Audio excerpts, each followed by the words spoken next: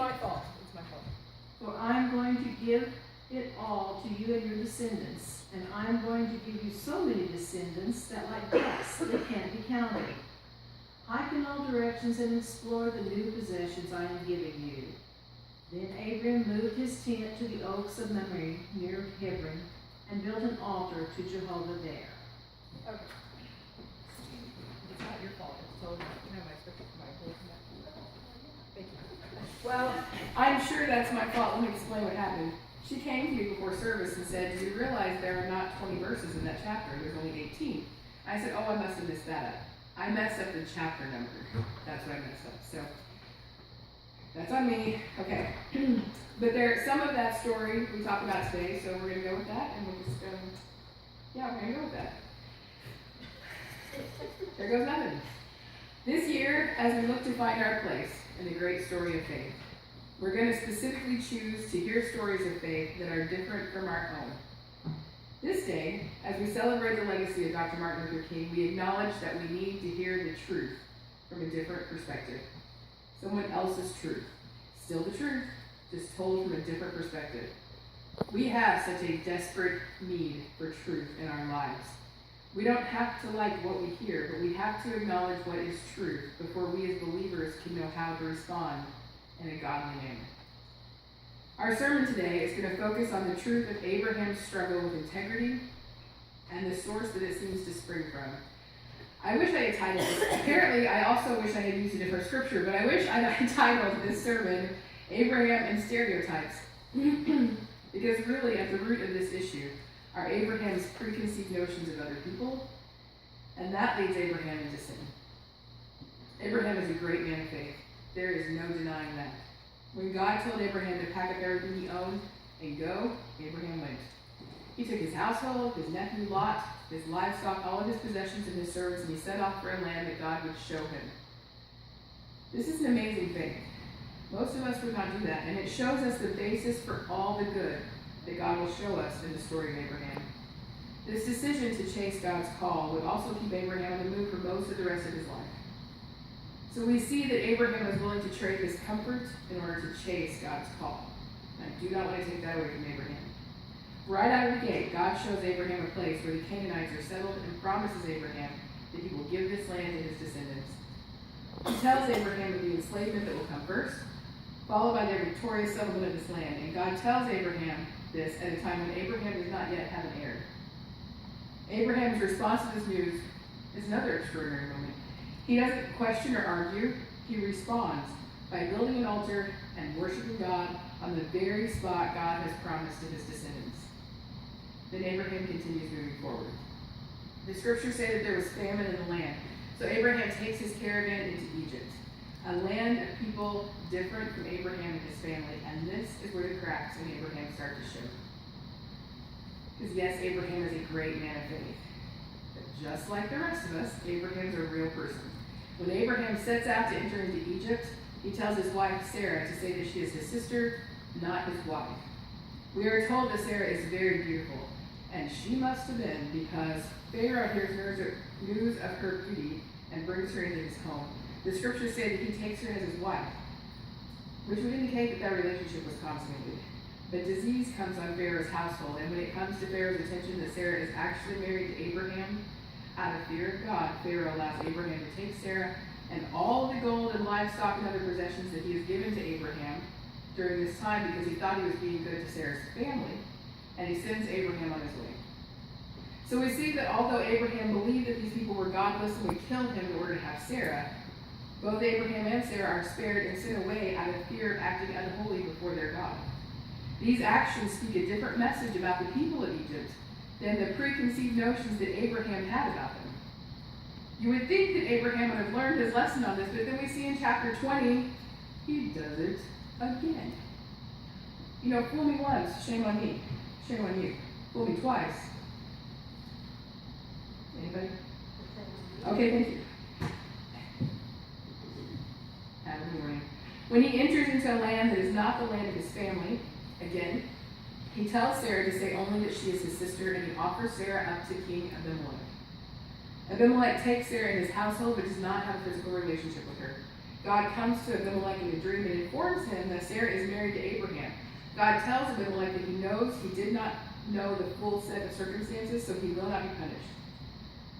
Once again, Abraham had feared for his own life. Not only does the king not turn against Abraham, but Abraham is given more riches and possessions and just sent on his way. It appears that the people of the region only want this behavior gone. And Abraham has used this deceit more than once to grow in riches and possessions. So let's recap. Both times that Abraham encountered people that were not his people, he assumed the worst of them and turned his back on the covenant he had made with his wife. A couple of details. First of all, Sarah was in fact Abraham's sister. She was. In chapter 20, verse 11 and 12, we find Abraham trying to justify his actions. And he says, "Because I thought, surely there is no fear of God in this place, and they will kill me because of my wife. Besides, she actually is my sister, the daughter of my father, not the daughter of my mother, and she became my wife." They were half siblings. So technically, what he is saying is true, that she is his sister. But there is clearly deceit, and that he is omitting the fact that she is his wife. Here is where I see Abraham's sin. Abraham struggled with racism. He did. Anytime he encountered someone different from himself, he assumed the worst of them. Even worse, he believed that God, who clearly walked with Abraham, could not even protect him from these people. And both times, Abraham was wrong. Not only did these people not kill him, but instead, they wanted to set him free and get him out of their region because they feared God. They did not want this ungodliness in their place. And King Abimelech walked so closely with God that God showed up in his dreams and gave him the truth. These were people who had an understanding of right and wrong and who feared God, but Abraham couldn't see it because all he could see was the differences between himself and them. Differences that made him not trust them, differences that made him suspicious, and then his mistrust and his suspicions led him to rely on his own strength instead of God's love, and that choice led him directly into sin. We choose the same path anytime we refuse to hear the truth in someone else's story. We choose this path anytime we refuse to see the divine in someone different from ourselves. And we struggle with this. Everybody struggles with this. It's not just a white people problem. This is an issue of spiritual integrity, and it plagues people of every single race on the planet.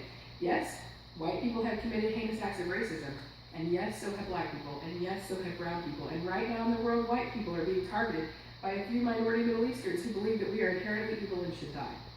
They say Europeans and Americans, but they really seem to focus on the color of the skin being white. So this is not a white problem. This is not a black problem. This is not a brown problem. This is a people problem. And we have got to do better. And when I say we, I'm speaking directly to Christians in this world. If we, who claim to be children of God, cannot find a better way forward for this world is sunk. Proverbs 1:20-23 puts it like this. Out in the open, wisdom calls aloud. She raises her voice in the public square. On top of the wall, she cries out. At the city gate, she makes her speech. This is what she says. How long will you who are simple love simple ways?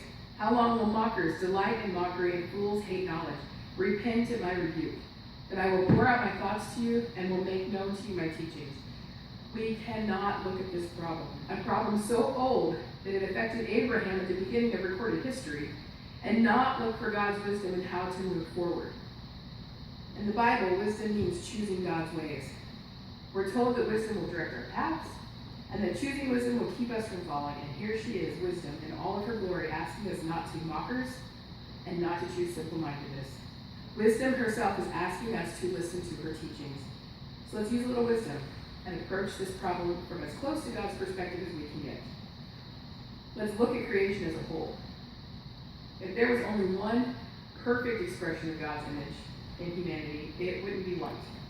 It would be the original startup, which in fact was Middle Eastern in nature. We can paint all the pretty pictures of white people in the Garden of Eden and white Jesus on the cross, but it's not true. The truth is, if we're only going to stick with one, it would have to be the original, and it would have to be Middle Eastern. But I don't think that's the case. I think our diversity is a gift from God that Satan naturally tries to use to divide us. Walk through this with me. If we as humans can rise above our fear, if we can hear each other's stories as valid stories, if we can look in the eyes of someone that is different from us and see their divinity, then we can see the world more like God sees the world. But if Satan can use this gift, this thing God has given us to teach us, if he can use it to divide us, to make us suspicious of each other, to choose to tune out each other's stories, to choose to rely on ourselves instead of seeing the divine in something different than us, evil wins. Our diversity is a design of creation. Our diversity is either going to be the gift that heals humanity or the curse that tears it apart. We are the children of God. We have no excuse. We must look at one another, and we must look for the divine. We must see it in children and old people. We must see it in both men and women. We must see it in those who share our skin color but not our lifestyle choices. And we must see it in every single color that humanity comes in. We must. We have no excuse. Wisdom calls to us from the story of Abraham. She says, look at this story. Look at this failing and do better. Never believe that you can go somewhere that God cannot walk beside you. Never believe that you can encounter a person that God has not reached. Never believe that relying on yourself, especially your fears, will ever bring you closer to God. Follow wisdom's call. Let us all find ways to do better. Next week is Ecumenical Sunday. We're all the way back to the beginning of the service with the announcements. I encourage each of you to step out of your comfort zones and attend a church somewhere else, preferably a church outside of the Methodist denomination. Of course, we will have service here for anyone who is absolutely not comfortable doing this, but if you're willing to consider it, try a different church. Not one where you know everybody, like I said before. I don't want you to know their kids and their kids' nicknames and all the ball teams they played on. Go somewhere where you are a stranger. Let it be a step towards seeing divine as something different. I hope some of you will consider this, and I hope that if you do it, you'll come back and share your experience with us. May you go with God, and may you find divine in every single person you